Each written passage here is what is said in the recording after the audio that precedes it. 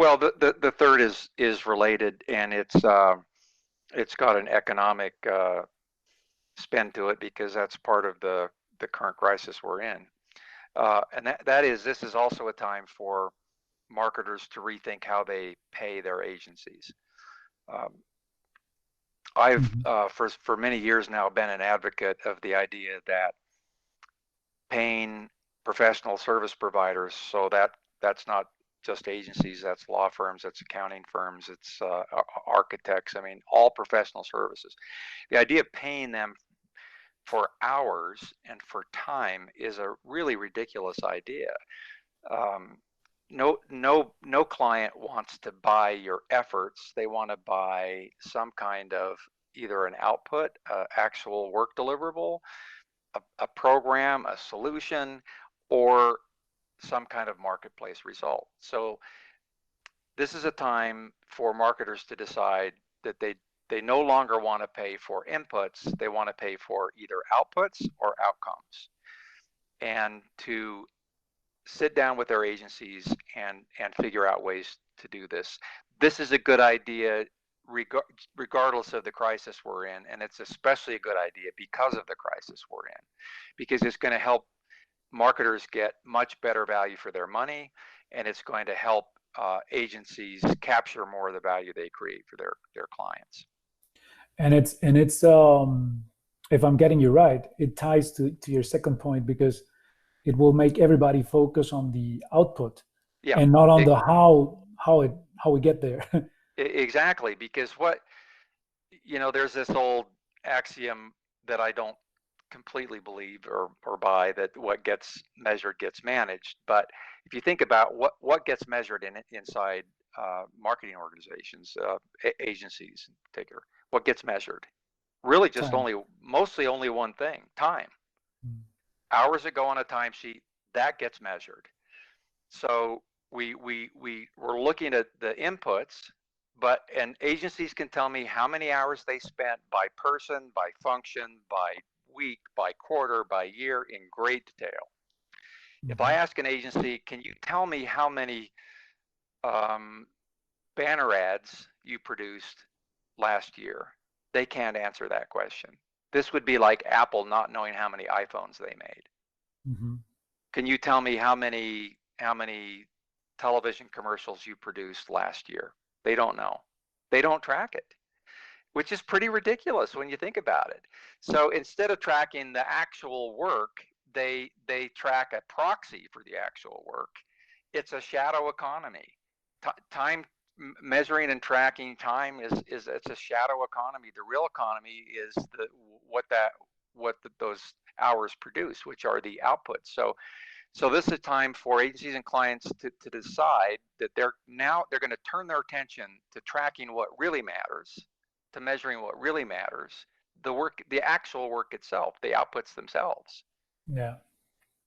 And then, I mean, and this is maybe a little bit more difficult, but then it will be also interesting to see what the output generated, right? Right. And And somehow, that's the outcomes piece. That's the outcomes piece. yeah. So as I say, there are two better ways to get paid beyond inputs. One is outputs, which is the easiest, and in some cases outcomes. So this would be the idea of you've got a relationship where the agency partner is being compensated for some kind of a marketplace result.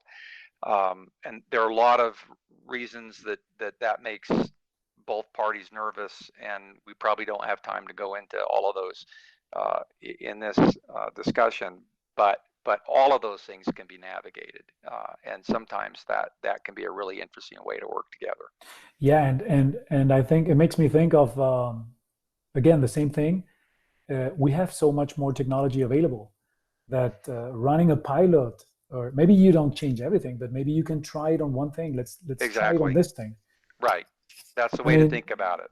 Right. Just maybe it works, maybe it doesn't, right. but When the then we know time what. is right for this particular campaign or this particular product or this particular client, let's try it because the conditions appear to be right for us to be able to do that. Um, yeah, so we're fairly risk averse when it comes to that kind of thing. Obviously, I'm focused on on, I mean, all this ladders up to effectiveness. And I strongly believe that we're in the effectiveness business. We get When you say way too, we, do you mean the agency or agencies and clients, agencies and marketers. We get we get lulled into thinking that we're focused on efficiency, like how fast can you do this and how many people is it going to take and how many hours is it going to take. Those are all the wrong questions. I mean, the only thing that matters is this work effective?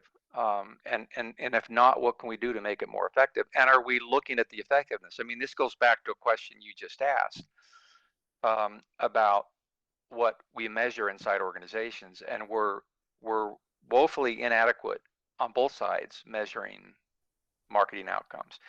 The 4A's, the Association of Agents, National Association for Advertising Agencies, they did a survey of their members a few years ago, and they asked, what percentage of you track labor hours? Answer, 98%, near perfection. Now, what percent of you faithfully track client business results? Answer, 22%. I mean, we're really looking through the wrong end of the telescope here. yeah, That's what matters, and yet we're not paying nearly enough attention to it. And that's true on the marketer side as well. Many marketers track only the very obvious things. They track the lagging indicators. They track sales, but they don't know what predicts sales. yeah, They yeah, track revenues, but they don't know what causes revenues. You know, they haven't invested.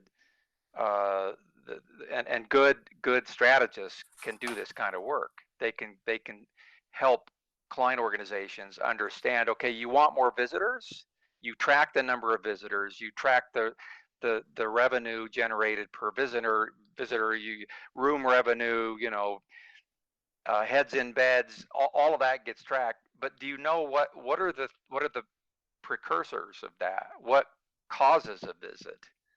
yeah. Right? And Attribution and other more difficult questions, yeah, right? It's difficult yeah, questions, but and I like the way you started this conversation by saying we now might have a little bit more time, and it is important to invest that time in the most important things, and maybe not right, in the most urgent, right? And this is right. really There, important. yeah, those things often go in the opposite direction. What's urgent, what's important.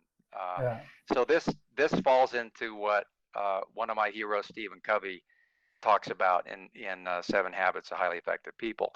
Um, you can organize your marketing initiatives into 4 quadrants, and the 2 axes are importance and urgency. So you got 4 quadrants. The things we're talking about today are not urgent, but very important. Yeah. And those are the things that can make the biggest difference, long-term difference in the success of any organization. So, and now's the time when we can focus on those things that are not urgent but very important. The theme here is, as we just discussed, if you think about the things that press on you, there are lots of things that press on you during the day. Emails, requests, phone calls, texts. These are things that all act on you. Mm-hmm. And we spend most of our time as marketing professionals in responding mode, in reacting mode. The best people in the business that I've ever known and I've ever met, the most successful marketers I've ever had the pleasure to work with, are those that don't wait to be acted upon. They take action themselves in these areas that are important but not urgent. By definition, all of the important, all of the things that make us better, more effective business professionals and people in general fall into that category. Training, personal development, all of those things that make us better at what we do they're not urgent, meaning we can put them off forever. I'm going to do that next week. I'll do that next month.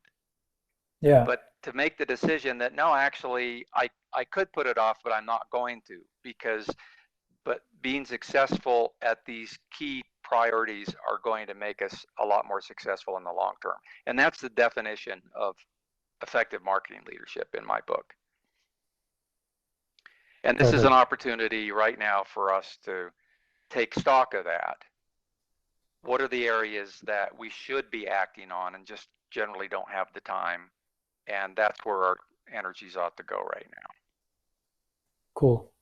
Because when they become urgent, it's going to be too late. It's too late. Yeah, then we're reacting. Exactly. when they become urgent. Yeah. Yeah, we've missed the opportunity by then. I mean, I was and this crisis is terrible for I think for everybody, but you've heard the term digital transformation like for the last 10 years. Yeah. And I hope after this, people really understand what digital transformation was, which was all the companies that were ready to, were ready to live in this new situation and give it that's a great example of what we're talking about, isn't it? Yeah, I mean, it wasn't urgent, digital transformation, until like a week ago when you had to work from home. True. So yeah, you didn't think about it. And collaboration platforms were not that important. You could get by without them. And now kind of have to use them.